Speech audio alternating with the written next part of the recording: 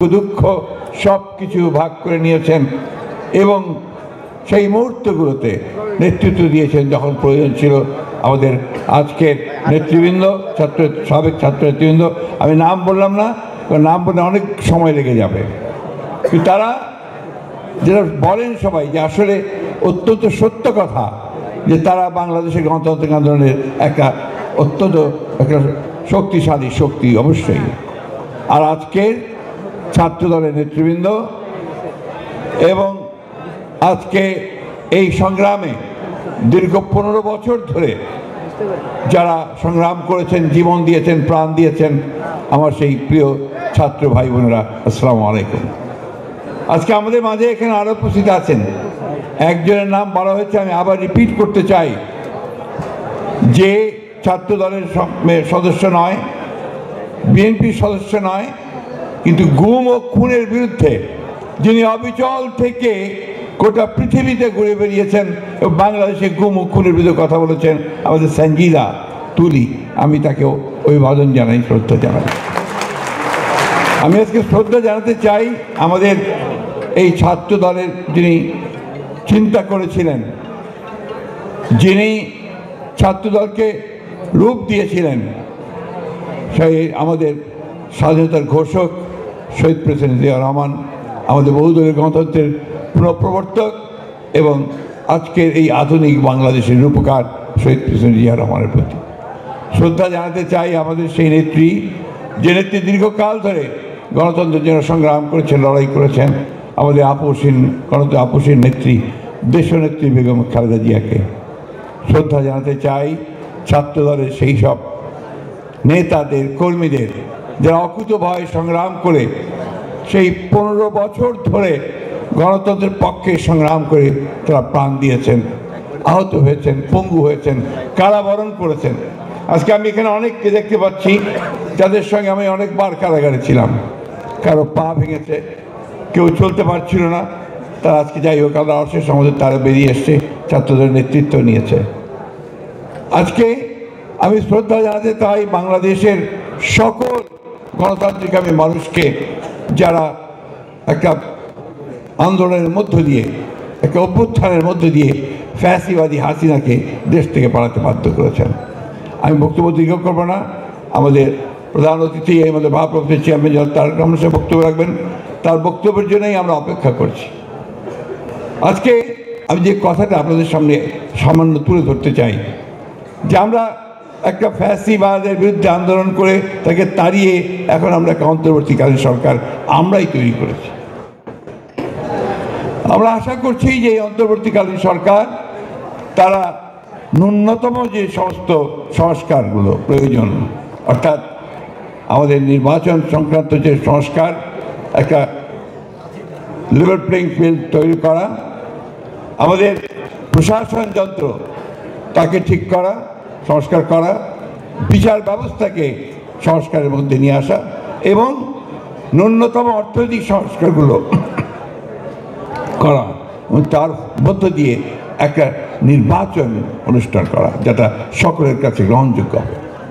আজকের যে অবস্থা, যে রাজনৈতিক পরিস্থিতি, যে সংকট সৃষ্টি হয়েছে, এই সংকট একমাত্র সমাধান হতে পারে একটা সকলের কাছে গ্রহণযোগ্য নির্বাচনের মধ্য দিয়ে।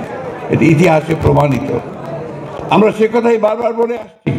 কিন্তু আজকে দুর্ভাগ্যজনকভাবে বাংলাদেশে আবার সেই চক্রান্তের খেলা শুরু হয়েছে, যেটা অতীতে হয়েছে বহুবার, যারই ফলে আমরা আমাদের শহীদ প্রেসিডেন্ট জিয়া রহমান সাহেবকে হারিয়েছি, যারই ফলে দেশনেত্রী বেগম খালেদা জিয়াকে 6 বছর কারাগারে থাকতে হয়েছে, যারই ফলে আজকে আমাদের নেতা তারেক রহমান সাহেবকে এখনো পর্যন্ত বিদেশে থাকতে হচ্ছে। এই চক্রান্ত আবার শুরু হয়েছে।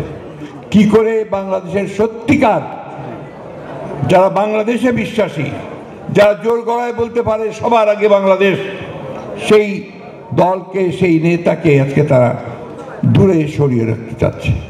বন্ধুগণ, এই চক্রান্ত বহুবার হয়েছে, আজকে আবার সেই চক্রান্ত শুরু হয়েছে। আমরা খুব পরিষ্কার ভাষায় বলতে চাই, বাংলাদেশের মানুষ কোনোদিনই তাদের চক্রান্ত সফল হতে দেবে না। বিএনপিকে ভেঙে ফেলার চেষ্টা বহুবার হয়েছে, বহুবার, কখনোই ভেঙে ফেলা সম্ভব হয়নি। এই বিগত তথাকথিত নির্বাচনের সময়ও চেষ্টা হয়েছে, একটা ছাড়া দুইটা লোককে তারা সরিয়ে নিয়ে যেতে পারেনি। কারণ বিএনপির যে রাজনীতি, এটা হচ্ছে এদেশের জনগণের মানুষের রাজনীতি। সেই রাজনীতি কি? রাজনীতির স্বাধীনতা, সার্বভৌমত্ব আর গণতন্ত্র। এই তিনটে জিনিসের উপরে বিএনপির রাজনীতি মূল ভিত্তি। এবং সেখানে শহীদ প্রেসিডেন্ট জিয়া রহমান সাহেব তার যে জাতীয়তাবাদের যে দর্শন, সেই দর্শন আমাদের দিয়ে গেছেন, 19 দফা কর্মসূচি দিয়ে গেছেন। তারই ভিত্তিতে দেশনেত্রী বেগম খালেদা জিয়া 2016 সালে ভিশন 2030 দিয়েছিলেন। আর এই চলমান গণতান্ত্রিক আন্দোলনকে আরো বেগবান করার জন্য এবং বাস্তবতাকে সামনে রেখে আমাদের নেতা জনাব তারেক রহমান সাহেব 31 দফা কর্মসূচি দিয়েছেন 2022 সালে। তাই আজকে যারা এই কথা বলেন যে বিএনপি সংস্কার চায় না, তা আমি মনে করি যে তারা কোনো কিছুই লক্ষ্য করে না, ইতিহাস তারা ভুলে গেছে। ওই 31 দফাকে নিয়ে আমাদের চেয়ারম্যান নির্দেশে আমাদের নেতারা গ্রামে গ্রামে গেছেন, 31 দফা বোঝানোর চেষ্টা করেছেন, সর্বমহলে গেছেন, সব পেশাজীবীদের কাছে গেছেন।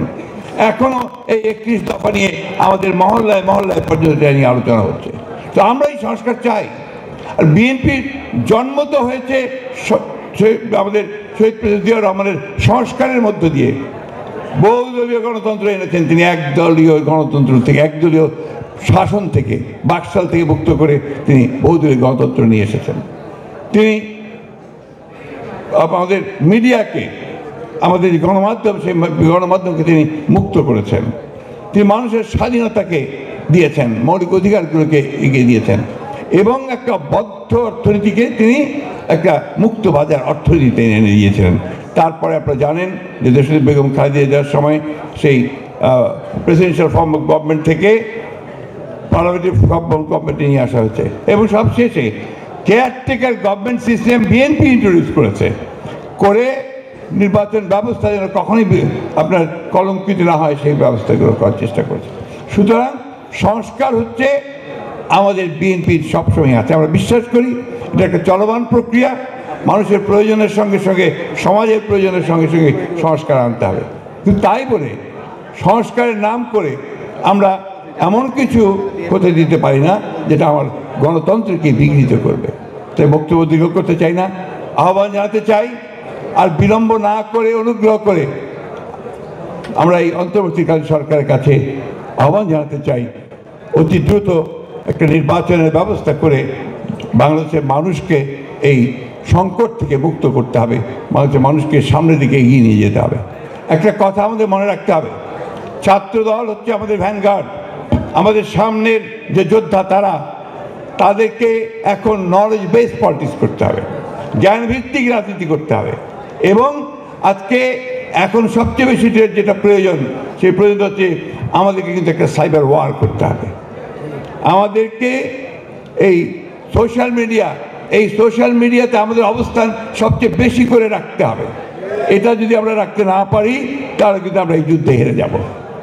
আমি তাই আপনাদের অনুরোধ করব, তোমাদের অনুরোধ করব যে তোমরা এই সোশ্যাল মিডিয়াতে তোমাদের অ্যাক্টিভিটিস অনেক বেশি বাড়াও এবং যে সমস্ত মিথ্যা প্রচারণা হচ্ছে বিএনপির বিরুদ্ধে, সেই মিথ্যা প্রচারণাকে তোমরা সেটাকে বন্ধ করতে পারবে।